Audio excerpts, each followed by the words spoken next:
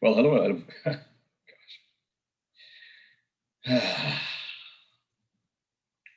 Hello, everyone. Welcome to Your Health in Your Hands. I am Dr. David Ajibade with the Brain and Body Foundation. And as our tradition is, we're going to keep on bringing to you important, pertinent information about what's going on in Nigeria, what's going on around the world, and what you need to know to keep yourself and your family safe. On our show, on the I can't say in the studio because we're not in the same place, but in the show today, or on the show today, we have someone you've known. We've had her on before, and she's coming back to give us a really good update on the things that have changed. So without further ado, Dr. Mercy Edionwe, welcome to the show. Hello. Hi, everyone. Thank you so much for inviting me, Dr. Ajibadi. Happy to be here. You're welcome. Happy to have you. So it's been quite a few months, I would say about, is it 4 or 5 months since we last had you do your thing, tell us about what's Right. going on and all that. And since then, a couple of things have changed. We have a new president. Mm-hmm. We've had ups and downs with the COVID-19. And Mm-hmm. then we now have vaccinations. We have about three, right? Correct. So Correct. good. So we're going to talk about the things that have changed since that time, and the good and the bad, obviously. And then also want to talk about long haulers because we're now beginning to see patterns, right? Over the last time we started, the whole thing with COVID-19 started about when it really started was it January 2020 or was it December? When was it in the US? Well, in the US, I want to say it really started maybe in March of last year. That's when we started seeing, just cases just kind of uh, concentrated in certain areas of the country. But yes, that's kind of what I Right. would. So you had been hearing stories about the retirement homes and Right. things going on in Washington, some in New York and all that, but it hadn't really trickled down to Texas yet. That time. Right. Yes, So, yes. so March was when it really started picking up Yes. Yeah, for Texas, correct. for Texas, right? Right, and then okay, ups and downs. So tell what's been going on. Bring us up to speed. Well, thank you. Okay, so as you said, a lot has been going on in all different fronts when it comes to COVID. From the hospital side and the hospital management of COVID, we're noticing that we're getting a grip on the different treatments that we can use for our COVID patients, and we're seeing positive results.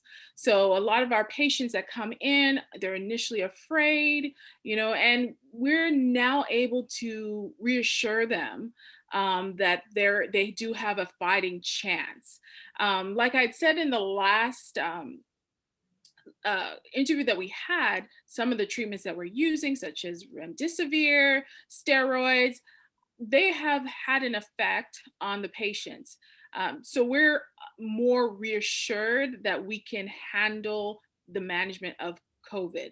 Not to say that we're not seeing these severe cases, because we are we are seeing these severe cases, but the majority of patients who are hospitalized, we're seeing they're able to go home safely. And so, from that angle of things, I am happy about. Also, as you said, we're now seeing the massive disbursements of vaccinations here in the US. We do have three. We have the Pfizer, we have the Moderna, and we now have the Johnson and Johnson. And as you guys are aware, the Pfizer and the Moderna requires 2 shots, whereas the Johnson and Johnson requires one. And I believe in Nigeria, they're now having the rollout of the AstraZeneca vaccine. Right, right. So it's great that the vaccines are now being dispersed into the communities.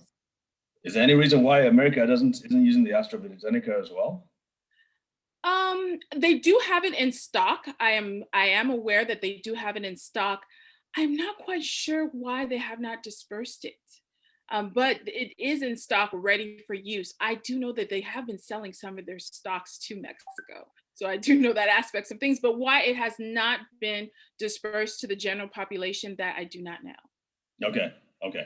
And we were talking about treatments, and that's great that you've gotten a better handle on it, and we're getting better clinical outcomes. So, which means that the ICUs, the emergency rooms, are not being overwhelmed anymore. Is that correct? Exactly.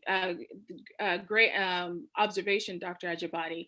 I remember around, I want to say June, July of last year, I would look at the roster from the emergency room, just the patient rosters to see who's coming in. And a lot of times it was COVID, COVID confirmed, COVID confirmed. When they say COVID confirmed, that means that they've done the testing on that individual patient that's in that room and they've tested positive. And so it was just like, you know, at least more than 50% of the patients that were coming into the emergency room, they had COVID.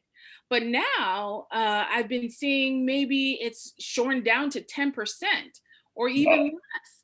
And so it has really freed the capacities that the hospitals have when it comes to treating COVID patients as well as other diseases and their severities. Nice, nice. And folks, for those of you who are meeting Dr. Edionwe for the first time, she is an internal medicine physician who is a nocturnist. Yes. Which is, remind us what that means. A nocturnist is a night doctor, a nighttime doctor. So I work the night shift. And essentially, as a hospitalist, what that means is when you go to the hospital, you go into the emergency room, you're seen by emergency medicine physicians. Well, when the emergency medicine physicians feel like your illness or condition is severe enough that it requires hospitalization, they call me. And that's when I take over your care and I start to treat you while you're here in the hospital. So I'm the person who admits you into the hospital for you to be hospitalized. So I've been dealing with COVID patients since the onset of COVID here in the United States. Wow, so you must have a lot of experience with COVID-19 patients. So yes. Tell us, frankly, we were talking around this time last year, or maybe later, there was a lot of noise about hydroxychloroquine, and then eventually it became, or it has become ivermectin, which are alternatives to the standard treatments. What is your take seriously on those? Have you tried them in the wards? Have there been any responses from doing that in the wards? Well, I have not tried ivermectin, so I cannot speak on that, but I have tried the hydrochloroquine. In fact, in the beginning of the COVID pandemic, that was the treatment of choice for anybody who came in. And this is an anecdotal evidence, but from what I saw, those who we gave hydrochloroquine, they did not do well. They did not improve as what was supposed to be touted as this treatment for COVID. It got to the point where, as a result of it, our hospital system, meaning all the hospitals that are have a relationship with each other, made a huge decision to decide to stop using hydrochloroquine. So for us, it didn't work. But I do know that other physicians, especially outpatient physicians, they have said that they noticed that there is some sort of benefit, and it may be due to severity. It may be that the mild cases, there is a benefit, but when you go to moderate, severe case, which requires hospitalization, it's not as effective. So there's a lot that is that is needed to be investigated, but that's my experience. And that makes sense. And I know when it was being touted, it was touted as a treatment for the milder cases to prevent them from becoming the more severe cases in the hospital. But that's good. That's good to have that kind of insight as to what is actually happening in the hospital. So thank you for that insight. Nope. We're going to take a quick break now, folks, and we will be right back. Stay tuned. All right, welcome back, folks. We are with Dr. Edionwe, Mercy Edionwe, who is a nocturnist, an internal medicine physician based in Texas. And we are going to be talking about vaccines and some of the interesting findings, shall we say, that you've been having with people who are on the vaccine. Tell us about it. Well, the interesting findings that for people who are on the vaccine, what we've been seeing for the most part is a majority of people who do take the vaccine, they have very minor effects. I took the vaccine, okay?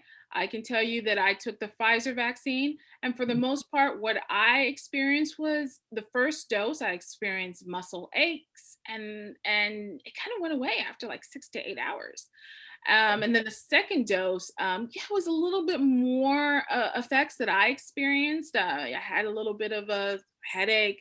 The muscle aches were a little bit more diffused, but within 24 hours, I saw resolution. So for the majority of the people that I have been interviewing or we've been talking about the COVID vaccines, they have minimal to no symptoms whatsoever. Good. Really good. But there, That's go ahead. Yeah, that's reassuring. Yes, yes. But there are some cases in which people are experiencing some side effects, if you will. And I know for some of the vaccinations that were here in the US, people were talking about having allergic reactions to them.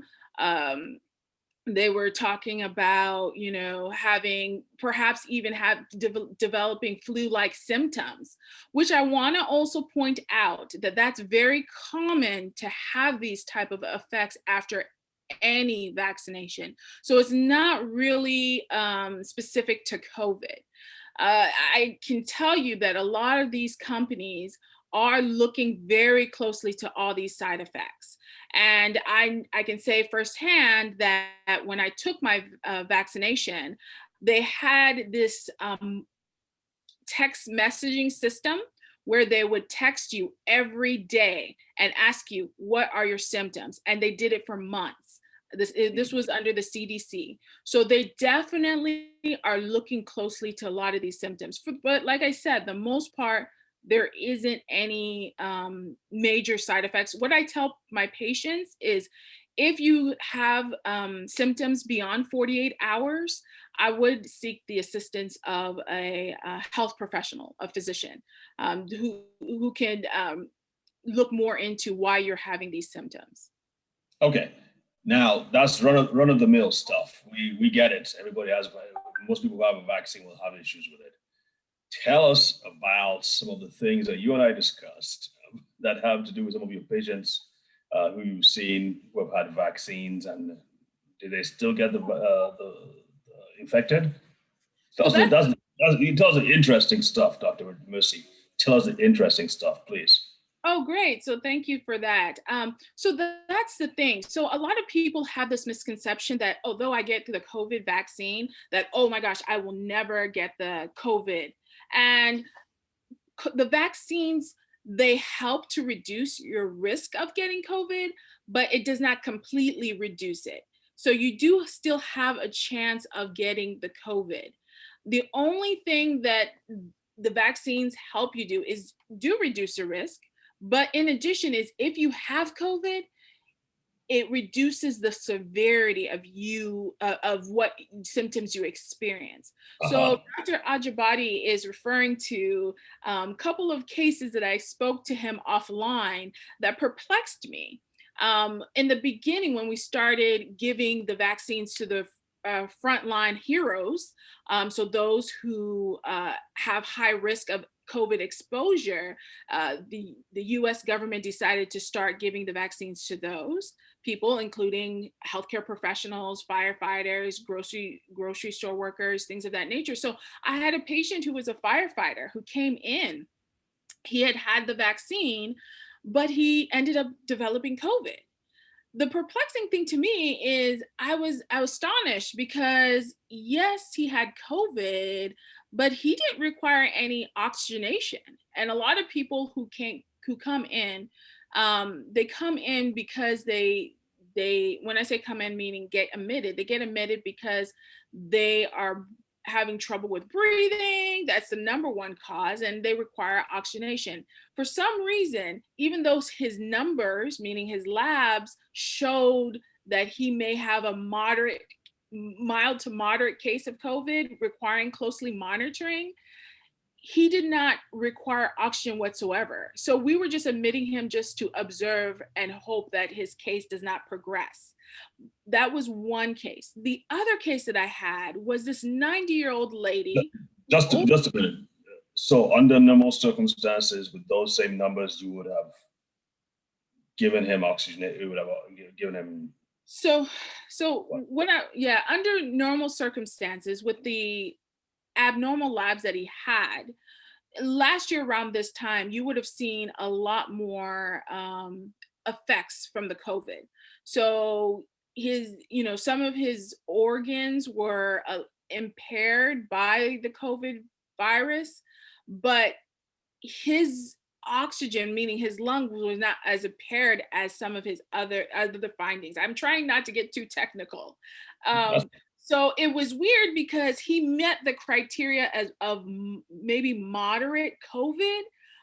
But when you're at that stage of moderate COVID, one of the things we were always seeing is that your oxygenation gets affected. But for him, his oxygenation did not get affected.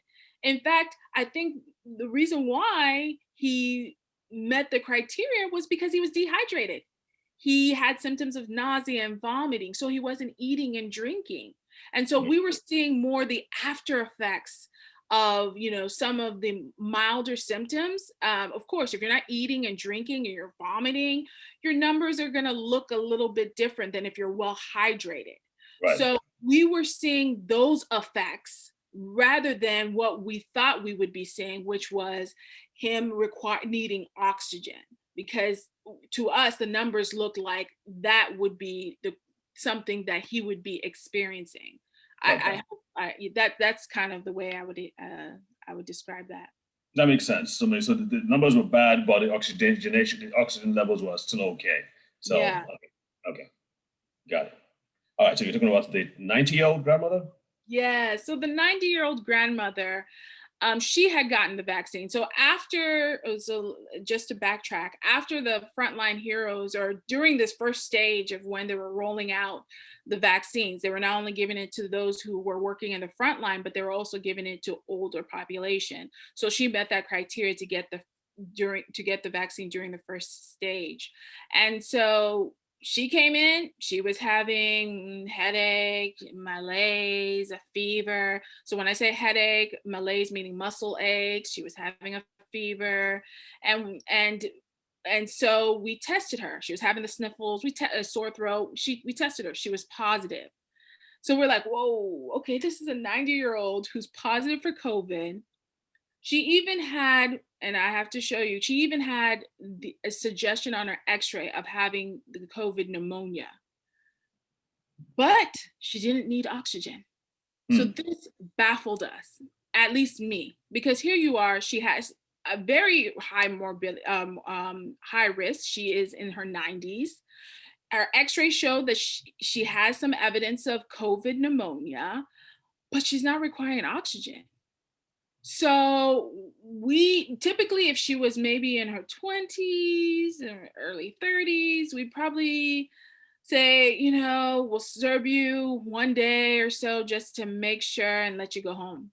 But for her, we just kind of observed her even longer because she met that criteria of being in the elderly population. But throughout her stay, she didn't need oxygen. So I'm seeing cases like that is making me think that this vaccine is doing its job and reducing the severity of the types of cases we are admitting into the hospital. So people still need to be careful. However, vaccines do confer a certain level of protection. Yes. But no deaths so far from amongst those who have had the vaccine but who still contracted COVID-19. Have there been any reported deaths from COVID-19? Not that I'm aware of. I'm pretty sure if there was, it would be on the news or at least in the medical journals that I read. So I haven't heard of any. Okay. Another question. Are you sure it was just COVID-19? Could it possibly have been something else, like the flu, for instance? No, typically and that's a good question. Typically with these type of patients, we do test for the flu. We test for Legionella, which is a type of organism that can cause pneumonia. We test for Streptococcus pneumonia. So we do a battery of tests to ensure, because sometimes, in great point, Dr. Ajibadi, even though you do have COVID, that does not mean that inhibits you from having another infection along with the COVID. So we're very careful to make sure that, we're only dealing with COVID when you are admitted to the hospital. Awesome. Perfect. All right, folks, we're going to take a quick break. We'll be right back to talk about long haulers. Stay tuned. I'm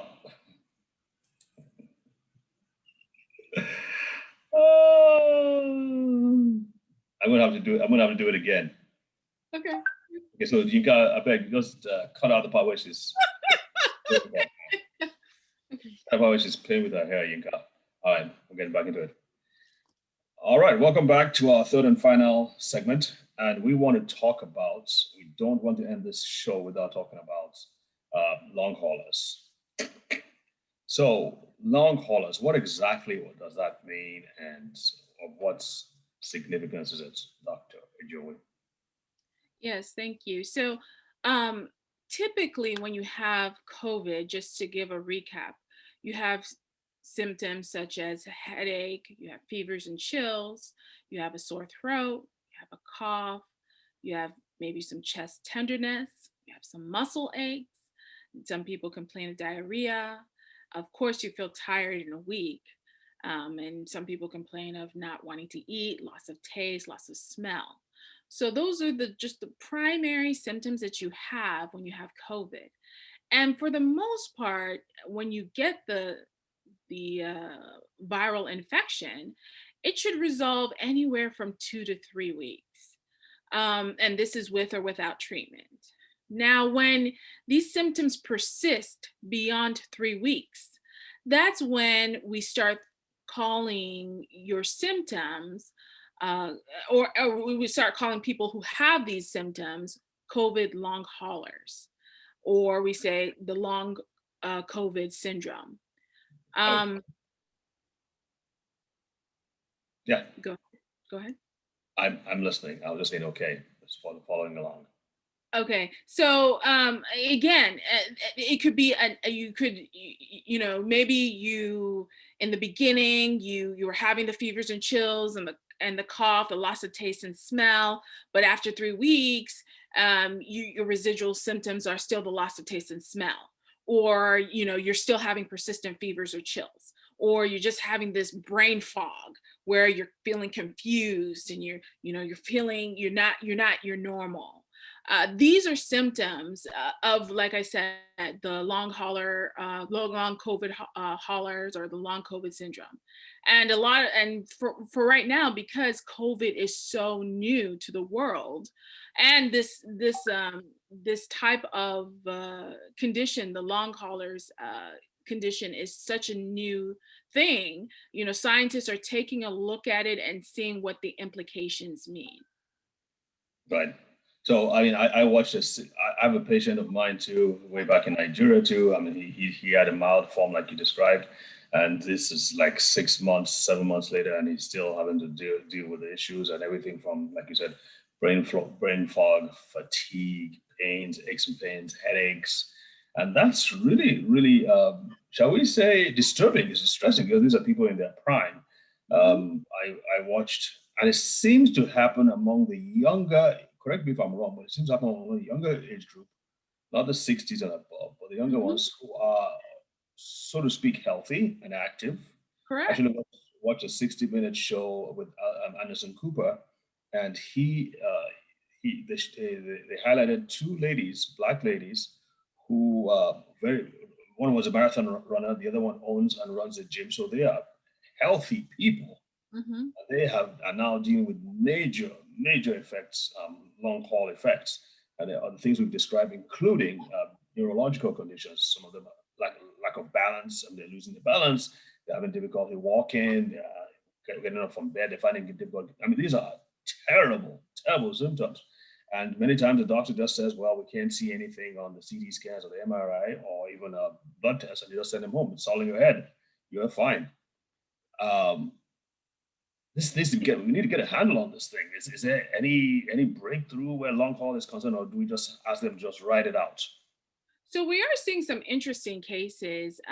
Again, getting back to what you said, I so totally wholeheartedly agree. They have been noticing that there has been a predisposition of people who have COVID long haulers within the younger population and within women. So they are noticing that. But what they're also noticing is those who get the vaccine have had a reduce of their symptoms.